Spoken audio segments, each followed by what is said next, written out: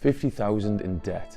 Today is all about property and how I came out of the financial crisis 50,000 in debt with my 3 properties. I went from dreaming about becoming a property millionaire in my early 20s to being a bitter, miserable landlord by the age of 26. It took me 7 years to get over this negative equity, 7 years to finally do something about my negative equity. In today's video, I'll be telling you how I went from 50,000 in debt to 50,000 in equity in 2 simple steps. First of all, step 1, I'll go over how I got back to black with my properties, how I made sure they weren't in negative equity. Step 2 is how I managed to get to 50,000 in positive equity with 1 property. Right, step 1 takes us back to 2016. I was miserable about properties, but knew I had to do something about it because deep down I knew I couldn't just rely on one income from my job to get the financial security I craved. Despite not being a fan of my 3 properties at the time, back in 2016, I made the difficult decision to overpay the mortgages and get them back to positive equity. So I got serious and I was very aggressive in overpaying the mortgages. I overpaid £1,000 per month and this was £12,000 per annum. This was difficult and I had to make cuts like reducing my nights out, takeaways, etc. Difficult, but I knew it would be worth it. By the start of 2019, I was even and this was down to 36,000 worth of overpayments and some equity I took from our family home.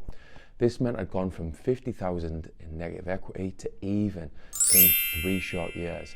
This was a big milestone for me, and this also coincides with me buying rental number 4. Step 2 came at the start of 2019. Getting from even with my small property portfolio to 50,000 in positive equity came because I bought my 4th rental BMV. That's below market value. And it also came because I added value to the property with a small refurb. By mid to late 2018, I was sick of being negative about money and investing. And this led to much needed personal development. This led to setting goals, and goal setting was the kick up the arse I needed to get back into property. At the end of 2018, I'd been to see several properties and I put some low bids in. Probably too low, but I was determined to get a win under my belt. Anyway, it was getting close to Christmas 2018 and I'd just been to see a property that I really liked. It was up for 140,000 and that was way too much for my budget. I could go to 95, maybe 100k max. I went to have a look but knew I really couldn't afford it. Luckily for me, the price was reduced to 120,000 a week later, and this caught my interest. After doing some digging, I also found out that it was a major builder, a national builder, that was selling the property.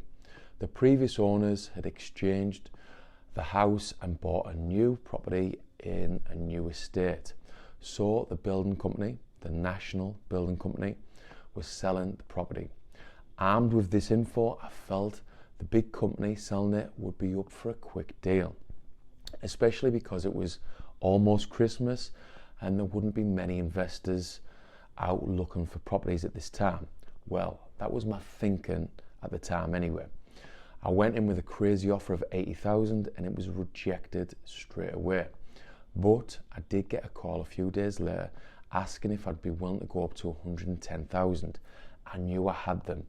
And literally a few days before Christmas 2018, I secured rental number 4 for 90,000, and that's 50,000 BMV. Going from 50,000 in debt to positive 50,000 in positive equity was done in 2 simple steps: overpay my mortgages and buying rental number 4 for BMV. But it wasn't easy. It took discipline and hard work. Hard, but 100% worth it. And this was really the start of me going from the expert on how not to invest to the skilled, confident investor that I am today in 2023. What I want you to take from this video is that if you want it badly enough, you can become a skilled investor, no matter what your starting point. It was painful for me having 50,000 of negative equity. I'd let my younger self down, that younger self who dreamed of becoming a full-time property investor. But I managed to turn a really big negative into a really big positive. Anyway, that's it for today's video. If you've taken some useful info away, some useful insights, give the video a thumbs up or even subscribe to the channel to help me get the channel out there. Thanks for listening. It's massively appreciated.